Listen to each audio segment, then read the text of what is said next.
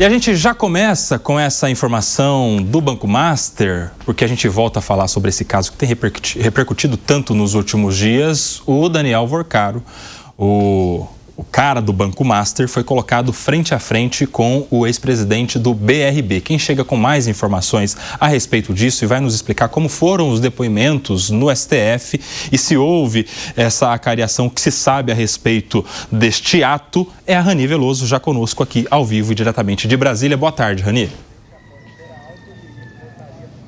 Boa tarde, Kobayashi, a você e a todos que nos acompanham ao vivo, direto de Brasília, no último programa do ano. Pois é, Kobayashi, a acariação aconteceu sim, mas apenas entre dois envolvidos, exatamente os dois investigados nesse inquérito que investiga a liquidação do Banco Master. Daniel Vorcaro e Paulo Henrique Costa, ex-presidente do BRB, o Banco Público aqui de Brasília, foram colocados frente a frente depois do depoimento de cada um. Os interrogatórios foram conduzidos pela delegada Janaína Palazzo, da Polícia Federal, a responsável também por investigar inicialmente irregularidades na venda do Banco Master ao BRB. Os depoimentos começaram por volta das 2h da tarde de ontem no Supremo Tribunal Federal. Daniel Vorcaro fez questão de vir presencialmente a Brasília. Paulo Henrique Costa também estava presencialmente, assim como Ailton de Aquino, diretor de fiscalização do Banco Central. Este último foi dispensado da acariação. A delegada viu apenas a necessidade de colocar frente a frente os dois investigados por contradições em seus depoimentos. A gente sabe que o caso corre sob sigilo que foi imposto pelo ministro Dias Toffoli, relator do caso, que ordenou na semana passada, na quinta-feira passada, essa acariação antes dos depoimentos. E depois, no início dessa semana, ele recuou, depois da repercussão negativa, da pressão das instituições financeiras, e deu a ordem à Polícia Federal para que primeiro interrogassem os investigados e também a testemunha, que seria o diretor do Banco Central, e depois visse a necessidade de acariação, e a delegada constatou essa necessidade. Como eu falei, começou no início da tarde os depoimentos e a acariação seguiu logo depois dos interrogatórios e terminou por volta das 9h30 da tarde de ontem.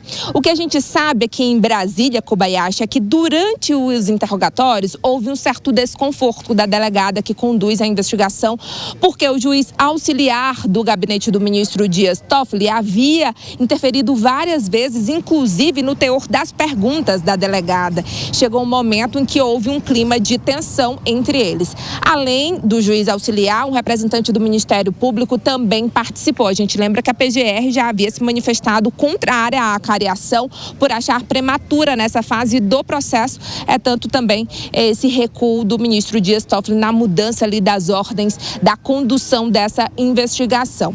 E a gente sabe também, aqui em Brasília, de acordo com a defesa, interlocutores de Daniel Vorcaro, é que ele deu todas as sinalizações de que não está disposto a fazer um acordo de colaboração premiado, que a gente chama popularmente de delação premiada, dar informações para ter ali um benefício na pena final, se for condenado, porque a gente sabe que ainda está nessa fase inicial de investigação e depois conclusão do inquérito, mas o caso começou a ser investigado em 2024, em um pedido do Ministério Público Federal. O caso foi parar na Justiça Federal exatamente por suspeita de que o Banco Master não teria dinheiro suficiente para honrar os compromissos e os títulos de 2025. Em setembro desse ano, o Tribunal de Contas da União e outras autoridades embarreiraram a venda do Banco Master ao Banco Regional de Brasília. O caso também segue no Tribunal de Contas da União em outro aspecto, porque em novembro, no dia 18 de novembro, o Banco Central decretou a liquidação total do Banco Master, quando o banco não tem mais a sua capacidade financeira para seguir funcionando e é retirado do sistema financeiro do país. Então, esse caso segue em investigação, a gente segue acompanhando por aqui e vendo, atualizando para saber se de fato temos mais informações sobre esses depoimentos que seguem aí em sigilo teor. Muito obrigado, Rani Veloso. Você volta daqui a pouco com outras informações. Por aqui eu já quero rodar com o nosso time os comentários a respeito desta cariação que aconteceu ontem à noite, depois de depoimentos que foram prestados e que tiveram as suas divergências entre o que foi dito pelo Daniel Vorcaro, entre o que foi dito pelo ex-presidente do BRB, o Banco de Brasília, colocados frente a frente, foram acareados ali. E aí eu quero já começar com você, Alan Gani, para entender como você avalia o potencial desse escândalo do Banco Master na opinião pública.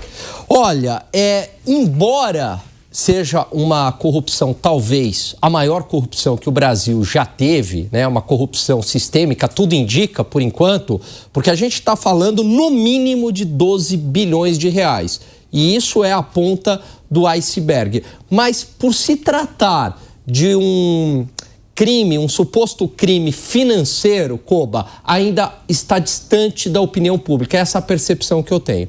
Mas, à medida que as investigações avançarem, à medida que políticos começarem, e a gente torce para que os fatos sejam esclarecidos, a entrarem nesta trama, porque, evidentemente, uma transação de 12 bilhões de reais contou com o lobby de políticos e de muitos poderosos em Brasília. A gente viu até tentativa de mudança de lei para interferir no Banco Central, né? A gente viu uma influência... Fundo garantidor, não era isso?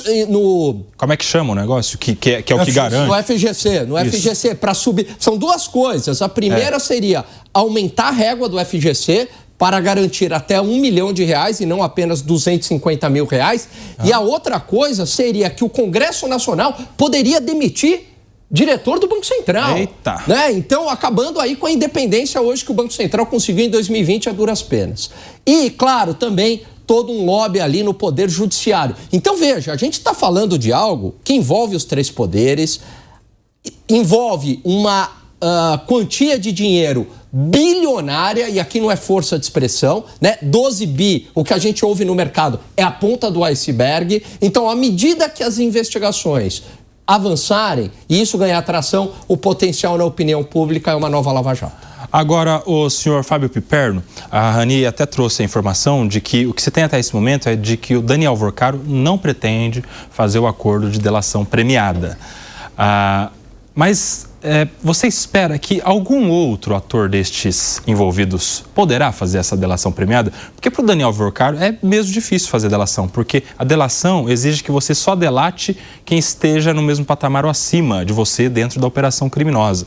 E ele parece ser um dos cabeças, né? Então ele tem poucas pessoas a delatar dele para cima. Não tem como ele delatar quem ele instrumentalizou, por exemplo, para as suas finalidades, para os seus interesses. De repente, um peixe pequeno desse aí que é pego é que tem o jeito de delatar todo mundo, entregar os peixes grandes.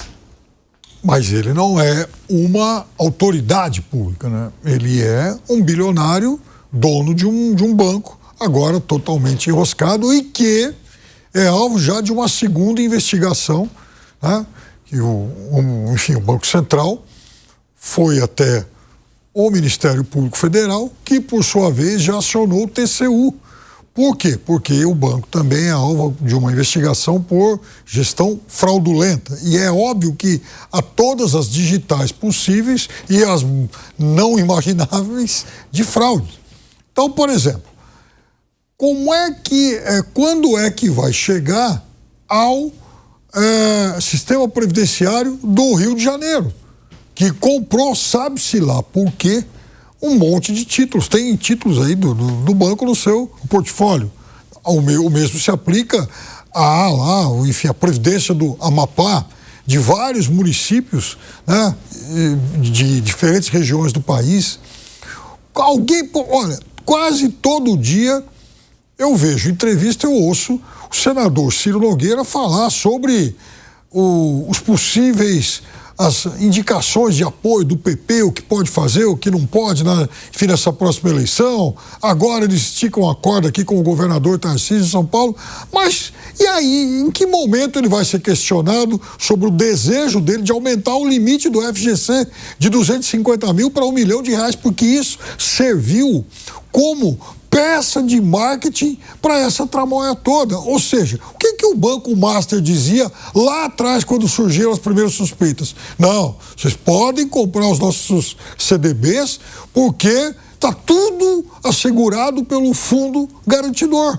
Ora, ele estava usando como aval, como uma peça de marketing, um dinheiro que não era do banco, recursos que não eram do banco, mas sim do sistema. E por que então um senador, presidente de um partido tão importante, quis ainda ampliar esse limite? Qual foi a intenção disso? Por que o Banco de Brasília insistiu tanto nessa transação? O Banco de Brasília, obviamente, ligado ao governo, que tem políticos com ambições, políticos importantes. O governador, inclusive, é o que tudo indica, vai ser candidato a senador. Por que a insistência em fazer o negócio? Fora que essas questões aí, né, envolvendo juízes e tal. Por exemplo, ontem a delegada Janaína Palazzo, ela realmente ficou brava lá com o juiz auxiliar, o juiz enviado lá pelo ministro Toffoli, porque queriam obrigá-la, inclusive, a fazer perguntas que ela não queria fazer. E aí foi interrompida, inclusive, a oitiva, para que o ministro Toffoli fosse consultado se ela teria ou não o direito de não fazer aqueles questionamentos. E foi feito um acordo lá de meio termo, ou seja, ela faz, mas vai constar nos autos que que aquilo eram questionamentos do STF e não dela. Olha que ponto chegou, né? Quer dizer, uma acariação marcada previamente, sem que a investigação tivesse, né, ganhado impulso e tal. Então, tá tudo muito esquisito nessa história do Banco Master. Sabe o que é esquisito aí desses detalhes que traz o Piperno, o Bellucci? Por exemplo, se tem uma acariação antes dos depoimentos, pode ser que tudo que aconteça depois disso seja nulo. Se tem uma pergunta por alguém que não pode fazer pergunta durante a investigação, pode ser que depois que tudo que aconteça aí seja nulo. O problema não é que tudo seja nulo, o problema é que essa nulidade seja reconhecida daqui 5, 10 anos, que daí não dá mais tempo de recomeçar do zero, e a gente já viu essa cena acontecendo outras vezes, né? Perfeito, isso daí seria uma cena repetida em termos de Brasil, né? E a gente não espanta que essas nulidades sejam cavadas, entre aspas, agora, para posteriormente serem arguidas pela defesa, enfim, algo nessa linha. O que parece nesse caso do Vorkar é que essa tal da acariação, que depois não foi bem uma acariação e depois voltou a ser acariação, antes do fim do término da investigação, parece quando você erra uma entrada na estrada, né? E depois você tenta consertar e vai piorando a coisa. Isso que foi o que aconteceu. Foi piorando, agora essa bagunça com delegada, com juiz auxiliar, então tudo cheira muito mal nesse caso. E como é um escândalo que certamente envolve as altas prateleiras do poder, tem muita gente ali tentando estancar essa investigação, os efeitos de toda essa investigação em andamento em alguns players. E o Vorkar sabe muito bem que ele tem informação de muita gente, então ele também é um arquivo vivo e ele transitava ali nos poderes. Isso mostra para os nossos poderosos, né, para os nossos donos do poder, que o juiz não tem que conviver com dono de banco, o juiz não vai em festa, né, grandes festas, grandes coquetéis. Isso são coisas diferentes, né, mas a gente normalizou essa falta de institucionalidade, uma corrosão das instituições. Cada instituição agora se sente no poder de tocar o todo, né? O Supremo Tribunal Federal toca o todo, o TCU faz todas as partes, Polícia Federal faz todas as partes. A se parabenizar nesse caso a PF, né? A Polícia Federal vinha fazendo a investigação que, de repente, foi puxada dela, avocada pelo Supremo Tribunal Federal e colocada em sigilo. Tem muita coisa estranha aí, mas o que a gente fica com medo foi o que você falou, Kobayashi, que futuramente seja tudo anulado, o Vorkar fique tranquilo e ninguém seja punido ou seja anulado o processo futuramente, a gente nem possa falar direito que existiu o processo sob pena de nós sermos os processados. Pois é, e nesse caso é interessante porque o ministro do Supremo pode bastante, mas não pode tudo, né? Quem continua sendo o delegado de polícia é o delegado de polícia.